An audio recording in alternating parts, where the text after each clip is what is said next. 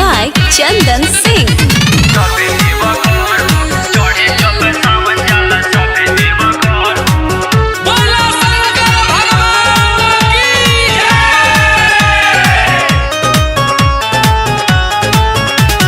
कान्हवा पे कांवर ले ला भाई, चलो बाबा धाम भांग पियल जाई।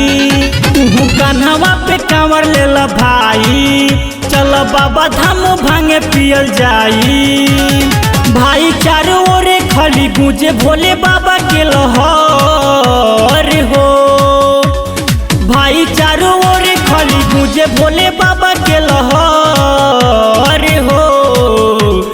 चढ़े जब ओम हर हर महादेव, चढ़े जब सावन जाला सबे देव घर हो। चढ़े जब सावन जाला सबे देव घर हो।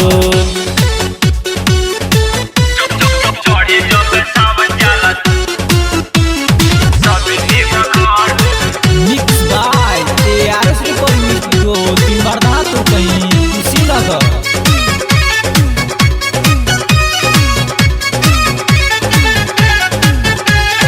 पूजा करे जाला इनके सकल जहान हो। भोले जी के महिमा बा बहुत महान हो।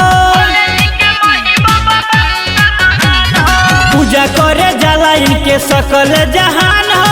भोले जी के महिमा बा बहुत महान हो। भी श्रद्धा से जलावा चढ़ाई, खुशी मन योग्य जिंदगी में पाई।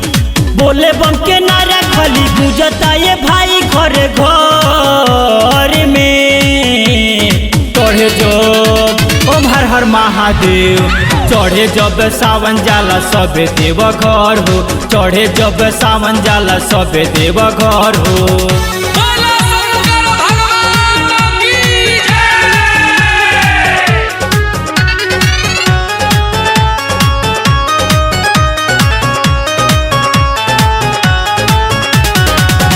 तू जितेंद्र और विश्वजीत बहार हो।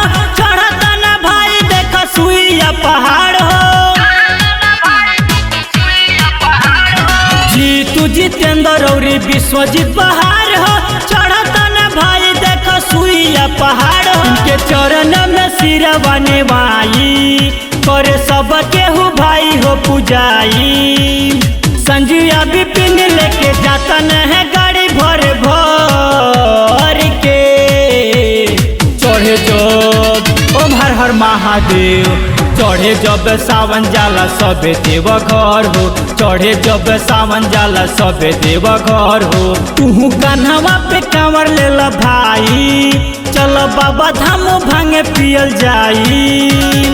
भाई चारों ओरे खाली गूंजे भोले बाबा के लहर हो। भाई चारों ओरे खाली गूंजे भोले बाबा के लहर हो। चढ़े जब ओम हर हर महादेव, चढ़े जब सावन जाला सबे देव घर हो। चढ़े जब सावन जाला सबे देव घर हो। Mix by ARS recording studio तीन बार दा तो कहीं खुशी नगर।